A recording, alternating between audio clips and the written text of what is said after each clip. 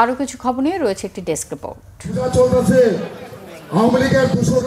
বিএনপির যুগ্ম মহাসচিব অ্যাডভোকেট আব্দুস সালাম আজাদ বলেছেন, জনগণের ভোটের অধিকার প্রতিষ্ঠিত করতেই দীর্ঘ ১৭ বছর আন্দোলন করেছে বিএনপি। মুন্সিগঞ্জে বিএনপির ৩১ দফা বাস্তবায়নের কর্মসূচিতে যোগ দিয়ে তিনি এসব কথা বলেন।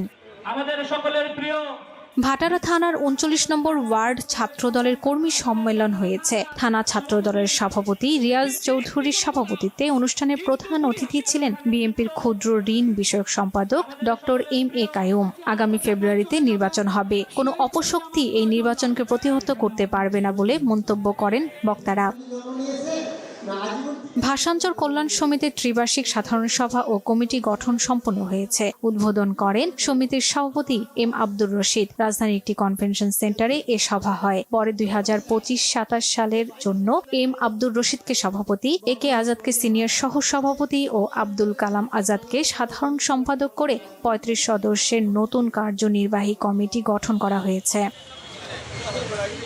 বিশ্ব হার্ট দিবস উপলক্ষে সিপিআর ও ফিটনেস ক্যাম্প হয়েছে। রমনা পার্ক মৎস্য ভবন গেট প্রাঙ্গণে এর আয়োজন করেছে এক্স নটোডেমিয়ার্স ওয়েলফেয়ার ফাউন্ডেশন এবং জাতীয় হৃদরোগ ইনস্টিটিউট ও হাসপাতাল। প্রধান অতিথি ছিলেন কার্ডিয়াক ফিটনেস ও জীবন রক্ষাকারী সিপিআর প্রোগ্রামের আসাদ চৌধুরী। আরও উপস্থিত ছিলেন ডাক্তার মেজবা উদ্দিন আহমেদ, ডাক্তার তৌফিকুর রহমান ফারুক, ডাক্তার জাফর মাসুদ সহ অন্যরা।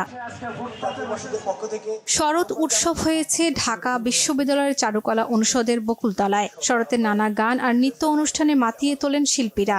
ষড়ঋতু উদযাপন জাতীয় পরিষদের আয়োজনে অনুষ্ঠানে প্রধান অতিথি ছিলেন নজরুল ইনস্টিটিউটের নির্বাহী পরিচালক Latiful Islam Shibli. Bangla vision news desk.